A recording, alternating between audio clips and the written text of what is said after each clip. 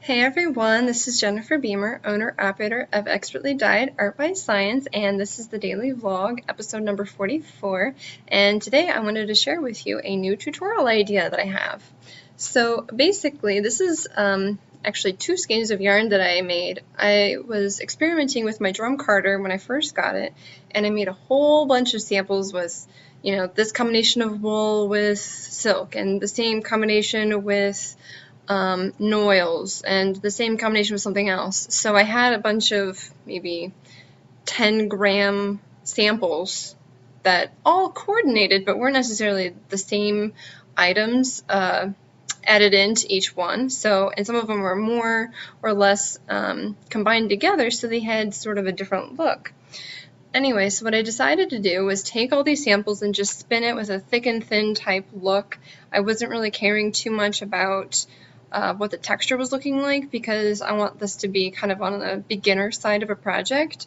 Now, even though I say beginner, anyone can really make this and it looks equally beautiful, but it really shines with beginner yarn because it is random, it's erratic, and it's something that gives it a lot of visual interest. And the other great thing about this project is it's going to be a no knit, no crochet type project.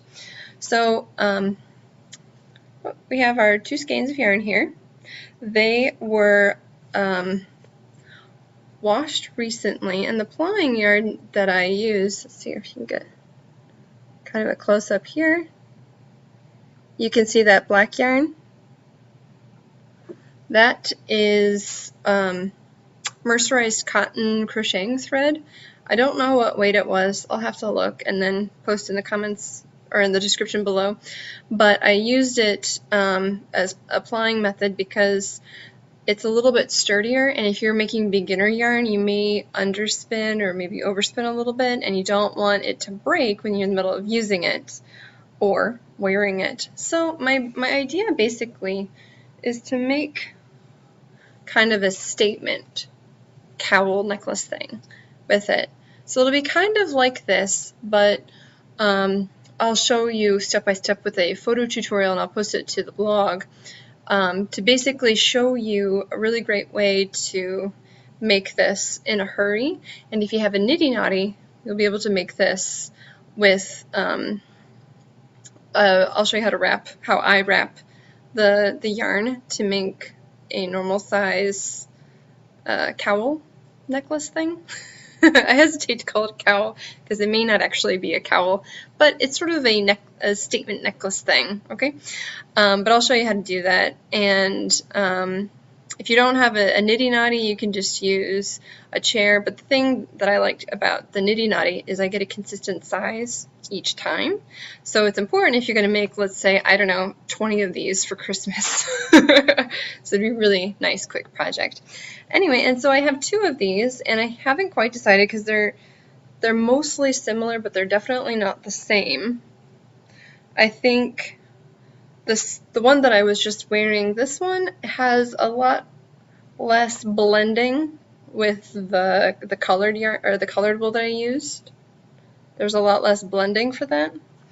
And for this other skein, it's really difficult to tell because they're extremely similar. There was a lot more blending, so I might do both at the same time when I make it, or I might make two that are sort of similar or coordinating. But nevertheless, I will show you how to do that.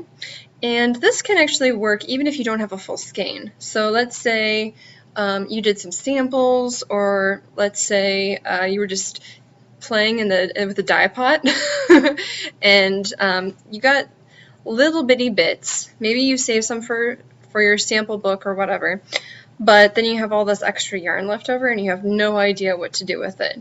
I've been there.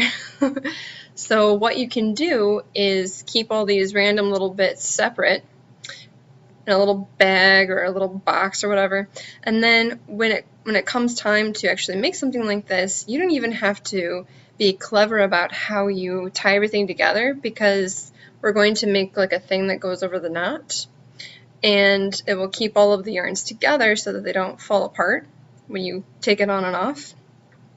So if you have a piece that's only, less than a yard, of course, you can use it to make one of the strands in the necklace and not worry about having to hide the knot or the join. So you don't have to have full skeins in order to do this project.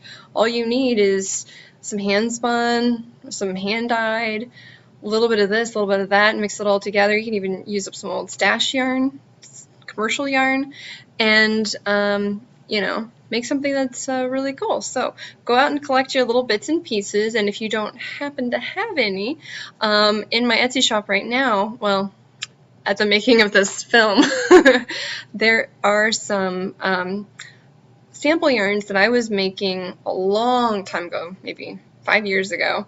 I made all these sample yarns just so that I can get acquainted with the dyes that I was using, but I no longer need them, so I put them up in my Etsy shop for sale. So you can get a whole variety there if you want instead. Anyway, so if you have any comments or questions, you can post in the comments below. You can also ask them over on Facebook, or you can follow me on Twitter and ask me there. And if there's anything I missed, do let me know, because I am known to miss things. There's a lot of stuff to talk about. And if you have any other kinds of questions, you can also send me an email, and I will get back to you as promptly as I can. So if you like this video, please give me a thumbs up, subscribe if you haven't, and I'll see you in the next video.